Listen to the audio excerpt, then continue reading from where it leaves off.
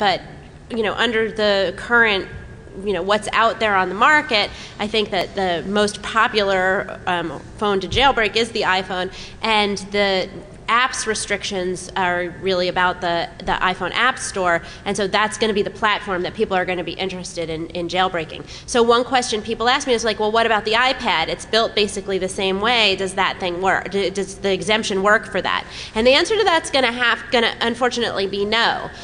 What the way the rulemaking works, it's very arcane and weird, but the way the rulemaking works is you have to identify a class of works that you think that people should be able to have access to, and demonstrate that during the 3 years prior to the rulemaking, people's ability to make legitimate, non-infringing uses of that class of works was adversely impacted by the DMCA.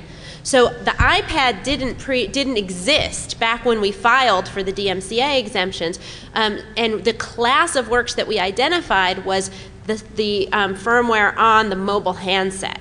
So that's basically what it allows you to do. Okay, if you have, there may be more specific things you're kind of thinking of, but that's basically what allows you to do mobile handset. So I actually have a question related to that. Sure. I didn't work on this project, and I'm confused. Which of the exemptions is limited to used cell phones? And a little softball here. What exactly does that have to do with protecting copyright? Thank you, Kevin, for that insightful question. So we asked for 3 exemptions. One was for the jailbreaking, which we just discussed, and the other was for phone unlocking. And that one was phrased to allow people to access the class of works which you have to access in order to make the phone go onto a different network. So not for apps to be installed and run on the phone, but for the phone to be reconfigured and run on a different network. So the jailbroken iPhone on T-Mobile, or if I wanted to do this for my Verizon phone so it could run on any other CDMA network, that kind of thing. So there are 2 separate ones, and one is about the class of works for going on a different network, and one is about the works for going on to for using different apps. So in the course of the rulemaking, it was opposed by Virgin Mobile and also by CTIA. And one of the things that they were most concerned about is that some people go out and buy handsets, prepaid sort of handsets from the big box stores in bulk, and unlock them and resell them on the secondary market. And they do that because these companies sell the handset at a loss. They sell it at less than it's worth in order to inspire people to buy it, so that then they purchase services from the Virgins or Track phones of the world for many more months. So it's a razor blade model. They kind of sell the razor cheap, so you keep buying the razor blades, and they don't get the benefit of that subsidy if people unlock the phones and then ship them overseas and sell them. And it turns out the subsidy's big enough that they actually can kind of pay everybody all the way down the line $1 or so on the handset, and people overseas or wherever still are getting kind of a discount on it. So it's just sort of the way they structured the business model. And what I said, they were like, how can you allow people to do this to us? And what we argued was, there's all sorts of people with used handsets who want to resell them for legitimate reasons, or they need to be recycled or repurposed. They're perfectly fine phones. I'm sorry that's your business model, and you may have other recourses, but you don't have the recourse of the DMCA. And so as a nod, really, to these concerns, I think the Copyright Office recommended, and the librarian adopted a rule that said that the unlocking exemption only applied to used phones. Now, what's a used phone? I think I know what's not used, what's new, and I'm pretty sure I know what's used, but there's going to be a gray area. I don't know what exactly that means. Maybe it will be litigated, I don't know. The second question, which I think is the more important one, is what is the DMCA copyright rationale for limiting my exemption to used phones? And I think the answer to that is none. It's clearly just a craven throwing of a bone to some industry groups that objected to the rulemaking, and there's no copyright reason or infringement reason for them to have done that. So I feel like they took my 2006 exemption, and they put its hand on the table, and they chopped a couple of pinkies off. So I'm kind of upset about it. But on the other hand, it's good for the rest of us and for our clients in the rulemaking who are phone recyclers. So I can't complain too much, but I definitely don't like it. My question references the Boucher case with regard to encrypted hard drives.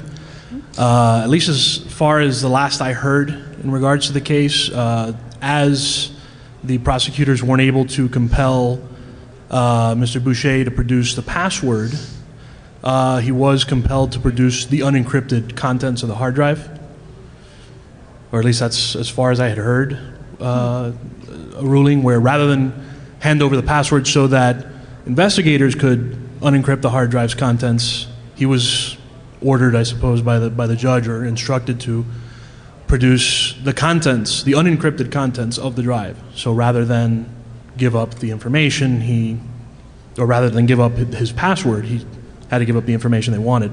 I just want to know if that was something that you guys were aware of, or something you might consider as being something that should be altered, or that ideally wouldn't stand as a precedent. Marcia, do you want to take that, or do you want me to? I can take it, but you may want to supplement. I don't have a really good answer for it. Mr. Boucher was not ultimately required to turn over his password. The government, I think, initially appealed it, but then dropped the appeal, and so that's a situation that just stands. As for the fact that he was compelled to give over his encrypted hard drive, unencrypted. Pardon? You're saying unencrypted. Encrypted hard drive or unencrypted hard drive? Well, my understanding from what I'd read, and I don't know if it was what they were intending to ask for, since they weren't allowed to compel him to give up the password, was that they were going to compel him to give up the contents of the hard drive that he had encrypted. So in other words, they wanted him to unencrypt the hard drive so that he wouldn't have to give up the password, but the investigators would still have access to the data on the drive in an unencrypted format.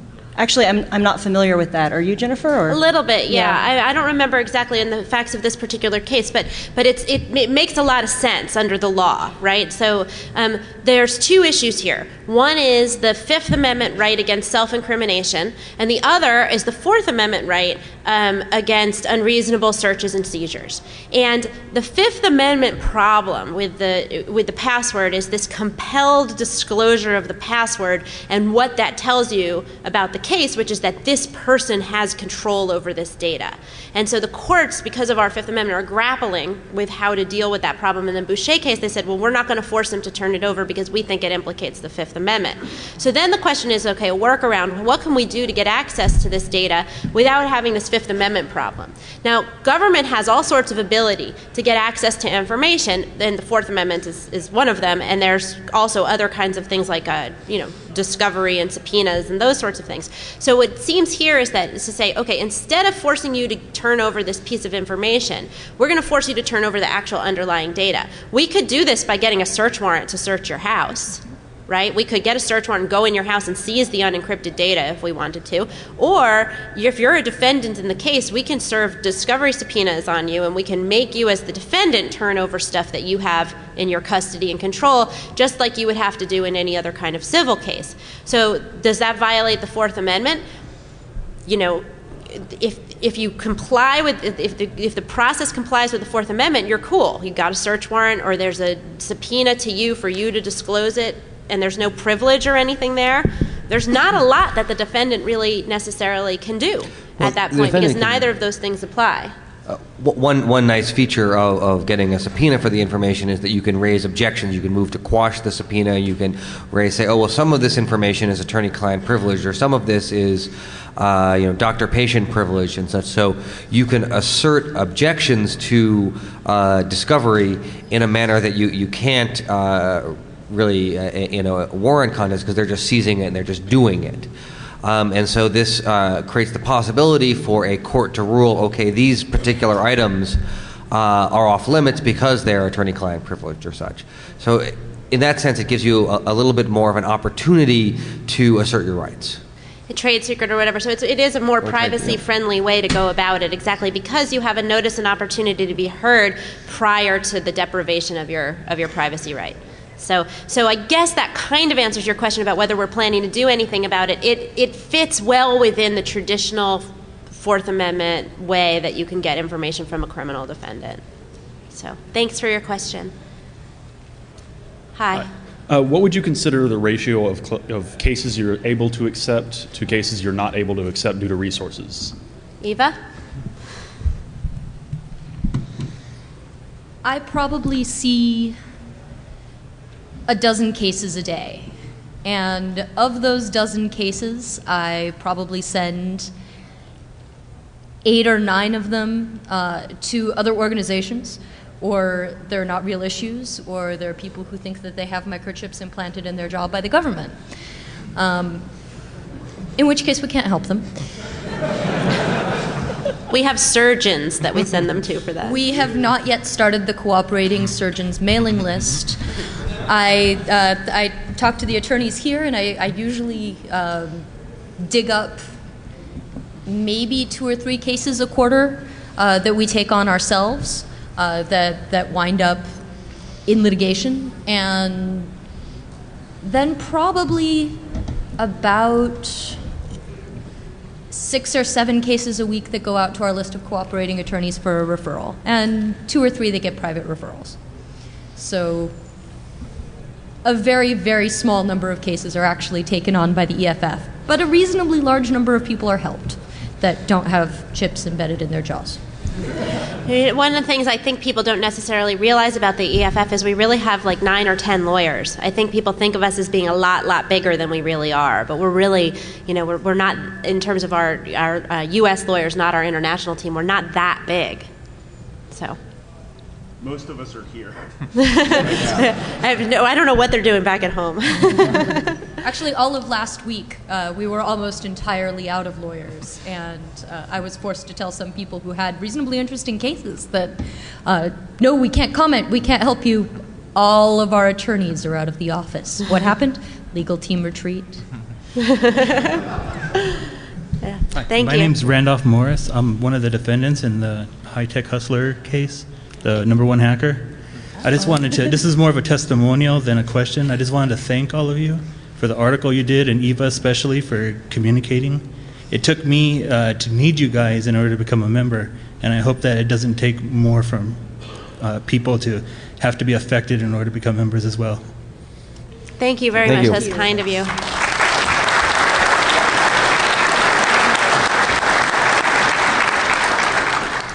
So much for his privacy, though, huh? So I went to your earlier panel about laptop searching, and I was wondering, there were several sort of protections that you guys enumerated, and I was wondering, do they apply also to non-US citizens, especially around border crossing and so on? Do you want to answer that? Or? I won't speak to the border issue, which is more Marcia's domain, but in terms of the Fourth Amendment applies if you are in the United States. You have Fourth Amendment rights whether or not you are a citizen. Similarly, when it comes to statutory protections for the data you store in the cloud, I always have to put scare quotes around that, but the Electronic Communications Privacy Act, that also does not turn on your citizenry and applies to any person who is storing data with a communication service or remote computing service provider in the United States. And as for the border issue, the sad fact is that you really don't have Fourth Amendment protections at the border, and it doesn't matter whether you are a U.S. citizen or not. And when I say you don't have Fourth Amendment protections, what I mean is that the government generally does not need any suspicion whatsoever to search your stuff at the border. As I mentioned earlier today, the only situation in which they need any shred of suspicion is if they want to search the interior of your body for contraband because they think you're smuggling it over the border. So again, unfortunately, even for U.S. citizens, there's not much protection there. Well, one difference, however, for non-U.S. citizens at the border is that if you say decline to allow your laptop search or won't turn over your password or such, they can turn you away.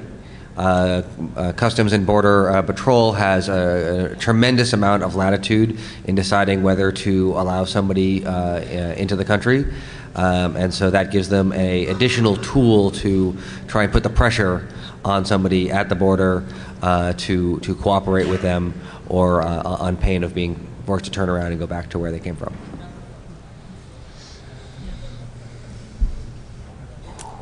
Did that answer your question? Okay.